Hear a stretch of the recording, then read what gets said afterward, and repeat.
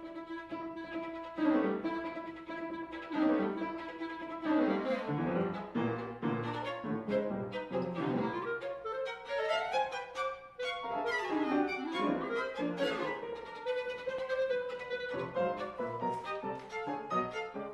and welcome to the Drexel interview. I'm your host, Paula Morantz-Cohen. Today our guest is historian of technology, Edward Tenner. Mr. Tenner is the author of two provocative books, Why Things Bite Back, and more recently, Our Own Devices, How Technology Remakes Humanity. Edward Tenner, welcome to the Drexel interview. Thank you very much. Most of our guests who've talked about technology have dealt with complicated things. And yet you deal, at least in your most recent book, with very simple things, everyday things, baby bottles, shoes, chairs, those sorts of things. Tell me why you focus on everyday objects in this new book. What has interested me about them is how our interactions with everyday technology really shape who we are, how we walk, how we sit, how we consider ourselves. So there is a feedback from those technologies to our sense of ourselves and our sense of society. And we don't even think of these things necessarily as technologies, I suppose. Because they have been around us for so long, we don't regard them that way. But for example, somebody who has grown up in a culture where people live at mat level and they move to a city where everybody is sitting in chairs, a chair is something they have to learn. A chair is technology. Well, you spend a lot of time talking about chairs in your book.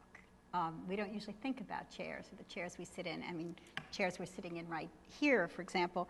I wonder if you talk a little bit about the chair, and your specific thesis has to do with how a chair or any other technology affects body techniques.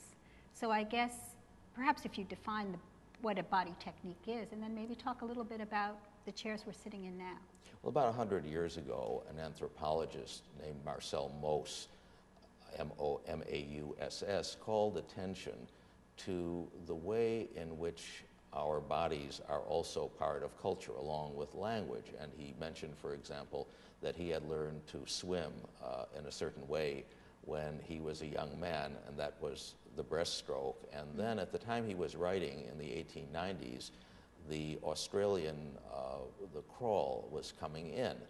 And there was a long history of that. The crawl was actually a stroke that was used by most of the peoples of the world. It was only the Europeans who were using the breaststroke, and some Australians adapted the stroke of the Solomon Islanders for modern sports, and it's been the dominant stroke ever since. So there is, in other words, a history of techniques that can exist even though there was no change in the equipment that people were using for swimming. It was just a body of water and the swimmer, and yet people were doing it very differently.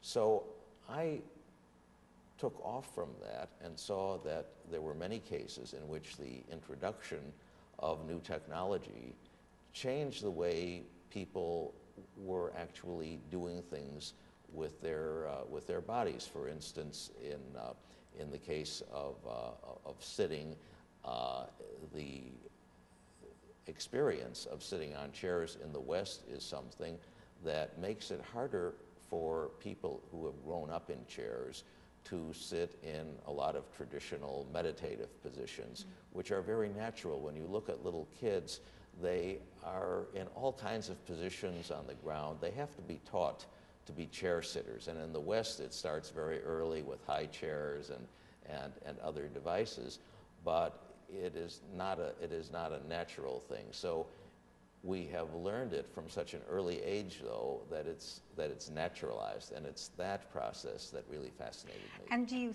think that sitting in a chair, or I mean, even being as specific as this chair I'm sitting in here, does this affect my, I don't want to say personality, but my way of speaking to you or my way of interacting with you? It doesn't necessarily. It would affect it, for example, if one of us had really been accustomed to mat level sitting and the chair was something unusual. On the other hand, if we had both grown up in a culture where we were comfortable sitting on a mat and we were sitting on a mat, I'm not sure it would affect it. But what it does affect is the whole arrangement of our surroundings. For example, the way that the paintings around this room are arranged, they're arranged for people who are sitting in chairs. And if you look at the decoration of a traditional Japanese house, for example, the works of art are placed on a level to be appreciated by people who are sitting on cushions on mats. That's interesting. I never thought of that. So a lot of the devices or the accoutrements in the room would be related to our being in a seated position. That's right. There's a whole logic of interiors and of architecture that depends on people's seating position. That's why, for example, 1,000 years ago, when the Chinese began to sit on chairs, for reasons that still are not completely clear, the whole system of Chinese architecture and interiors changed to reflect that. Let's talk about another technology that I think of as having important effect on culture, and that is eyeglasses. For those of us that read a lot and that have become dependent on eyeglasses, and I would imagine there are all kinds of interesting ways in which the eyeglasses affect how we see, beyond the more obvious. Yes. Could you talk a little bit about that? In ancient Rome, there was enough knowledge of optics to make eyeglasses, and a classicist wrote an article called Rome Without Spectacles, in which he wondered why the Romans hadn't invented eyeglasses. And the reason was that as Romans got older, there were slaves, Greek slaves, to read things to them. So they really didn't need to read things for themselves. And it was only the medieval Europeans who had an incentive to actually augment their own vision as age-related changes in the eye made it harder to read print. And it happened in Italy, in the greatest center of commerce in Europe at the time, because probably there were so many merchants and others who really needed something like that to continue to read their accounts and keep their books. And in Italy also it became an industry as early as the mid-14th century. There were workshops that made them in standardized strengths and that started to send them all over Europe. So technology is like that. It is on one side a reflection of what has already happened in society, the growth of literacy, the growth of trade, but it also changes society because once you have eyeglasses, then people's writing and reading careers don't have to be hampered when they get older. You could say that it may tend to deny some opportunities to younger people who otherwise might have been able to take the place of the older people. But it also provided some opportunities for younger people who were nearsighted and needed glasses to read. So it also helped to spread mass literacy, and in the 19th century, people began to be very concerned about how many more people had myopia and how many more children needed glasses.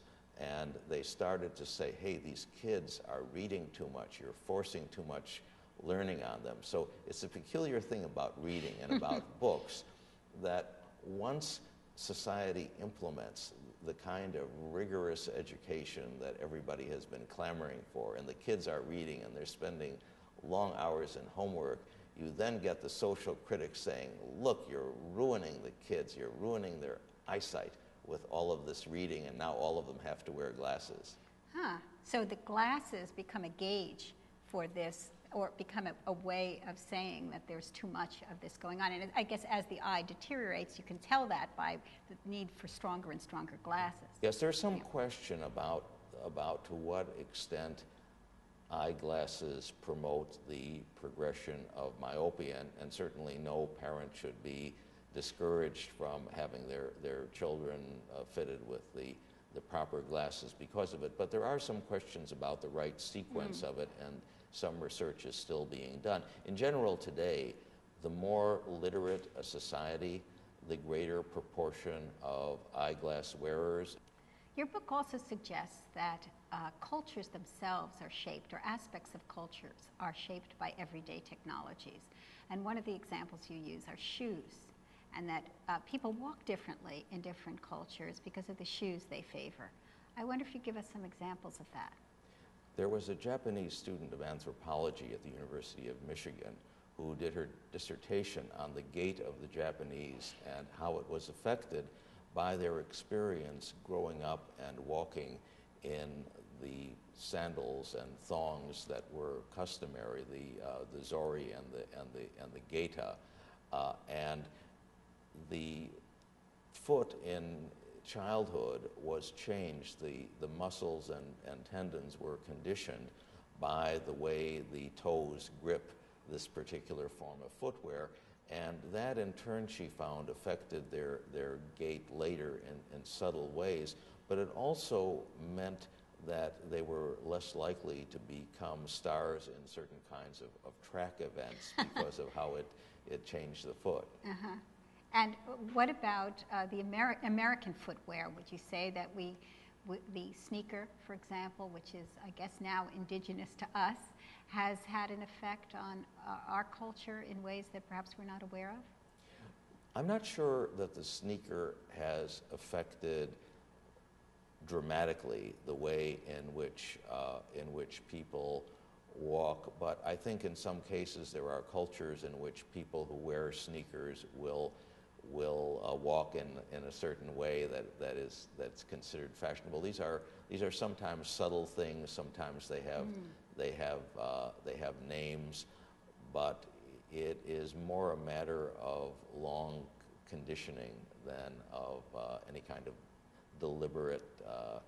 deliberate study. Sometimes, though, people will develop other ways, for example, of running or of playing certain games because of the characteristics of the athletic shoes that they're using. Some of them will promote a certain kind of movement, and some of them give them more range of movement or That's whatever. right. You know, you have an interesting section on the flip-flop or thong.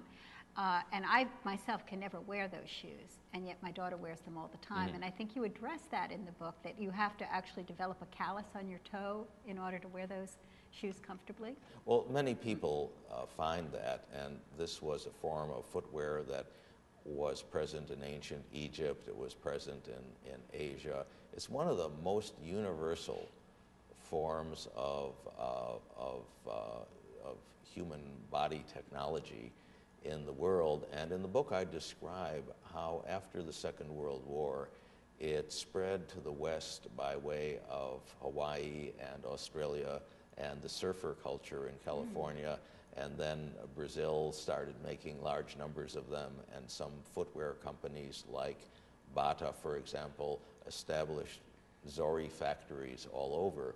And one of the interesting things about the zori from the standpoint of manufacturing is that it doesn't take a lot of capital to start a zori factory. So in many countries, the zori was a form of entry-level business that anybody could get into, that everybody needed. You could make something cheaply with 3 or 4 workers, and sometimes whole industrial empires were built on that foundation. As you accumulated more money, you could get into other forms of manufacturing.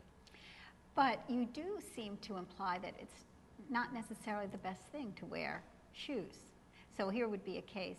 Am I right that it's perhaps best of all to go barefoot, and yet, you know, these various shoe technologies have developed all over the world? It's ironic that maybe we're better off if we don't wear shoes.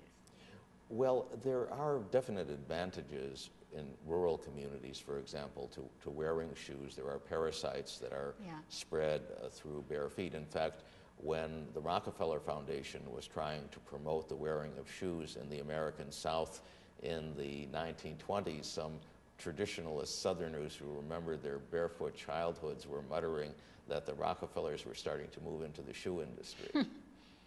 So you don't agree? I guess it would depend on the situation. I think it depends. One thing the Japanese